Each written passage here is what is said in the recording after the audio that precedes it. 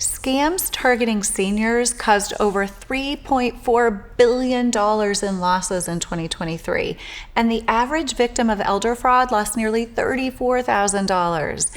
As technology and scammers get smarter, it's crucial to understand the types of scams being used to target older adults. Today, I'll walk you through some of the techniques fraudsters are using, and by the end of the video, you'll have a few tips in your toolkit to help stop a senior loved one from falling victim to a costly scam. If you haven't met me yet, I'm Grace with A Place for Mom. I help create articles, tools, and other resources that allow seniors and their families to make informed decisions. There are three major types of scams affecting seniors right now: tech support scams, sweepstakes scams, and romance scams. According to the FBI, tech support scams have been responsible for the most complaints, and fraudsters are carrying out these scams in a number of ways. The first common method fraudsters are using to commit tech support scams is to call a senior and pose as a technician from a well-known company. Even if someone has a smartphone with caller ID, the scammer can actually disguise their phone number, making it seem like they really are calling from that company. They typically claim to have detected some problem with the senior's device, encouraging them to reveal highly sensitive personal information. In some cases, that includes granting remote access to their devices. They actually can do that.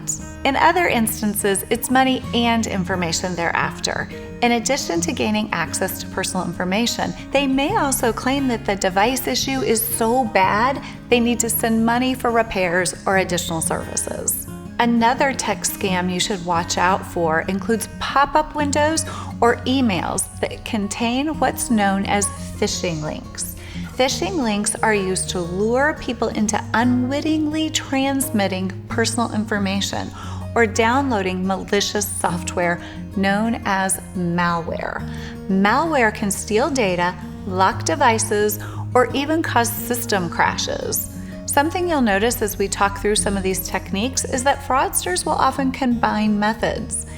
These phishing emails may even contain a fake phone number, which someone would call and be asked to share sensitive information, or pay money for fake repairs. These phishing emails are hard to spot and ensnare even tech-savvy professionals.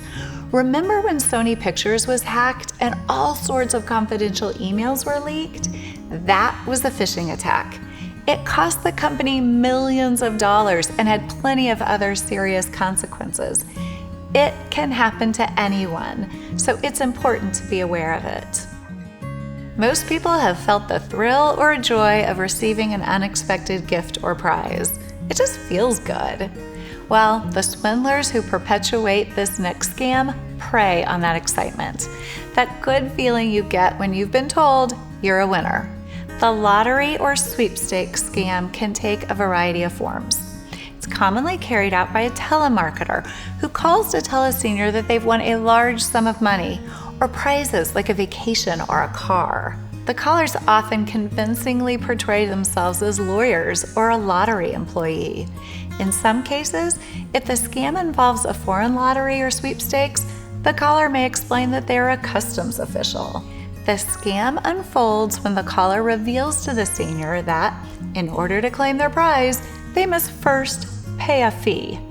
The fees could be for any number of things like shipping, insurance, or customs dues. The caller may even claim that the winner needs to pay taxes before receiving their prize. Victims can end up paying thousands of dollars and are frequently re-victimized until they have no more money. So you may be wondering how fraudsters are able to get away undetected with the money they've scammed. A lot of times there actually is a trail to follow, but it passes through a number of confusing channels that appear to be legal at first glance. Fraudsters will create schemes that revolve around using a senior's address or account to transfer goods and money so that no alarm bells go off. This method is what the FBI refers to as money mules. Money mules are often carried out through romance scams, which is the last type of scam we'll talk about before getting into tips on how to keep a loved one safe. Before I do, don't forget to like this video and subscribe to the channel for more helpful advice on caregiving and senior living. You can also check out some articles on senior scams in the description below, as well as sources for this video. Okay, let's get back to it. Romance scams are most often perpetrated through online dating sites or chat rooms. Scammers set up fake profiles to build relationships and then convince a senior to send them money. Even though these are called romance scams, there isn't always romance involved. When discussing senior scams in one of our previous videos, I actually learned from a colleague that their great-grandfather lost all of his money because he thought he was supporting a young mother overseas. Fraudsters using this technique may not even ask for money. They may simply ask a senior to receive goods at their address while the fraudster reroutes it, sending it elsewhere. Or they may convince the senior to use their current bank account to receive and transfer money. These scammers persuade the senior to become a go-between, essentially setting them up to become an unwitting money mule. With technology advancing at such a rapid pace, it's hard to identify all the scams that prey on seniors, so there are a few tips I'd like to share that can help you or your loved one avoid becoming the target of any type of scam. I also have a few suggestions of what to do if you believe you or your loved one has been scammed. This first tip will help you identify suspicious emails. Phishing emails are designed to look like they're coming from a legitimate source. This might be a bank, government organization, company, or even a name you recognize. Be sure to look for misspellings or company logos that don't look quite right. They often have demands or urgent messages. They may claim you've won a prize or offer to fix your computer bug. If you didn't ask for the service, the message is likely a scam.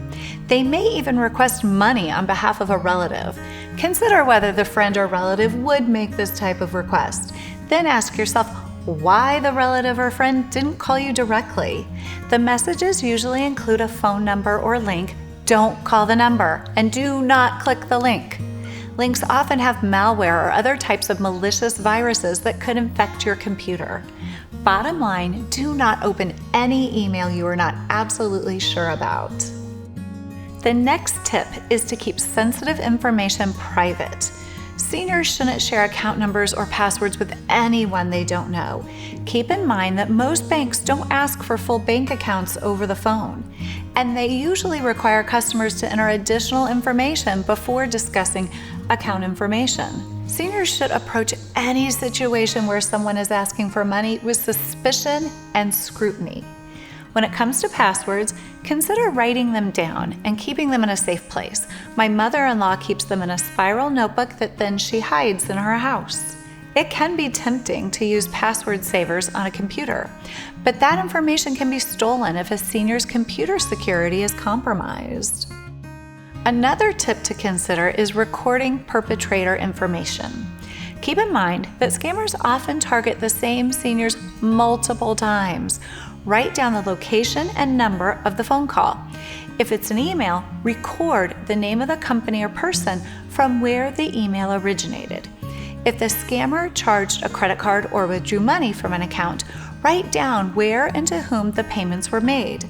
This information may be important when filing a claim. If a loved one's account and password information were taken, change all of their passwords. It's important to assume that if the scammer was able to get a hold of information for one account, they may have access to all of them. This last tip is simple but important. Make sure to report any incidents of fraud to the proper authorities. Depending on the specific incident, you may need to file multiple reports.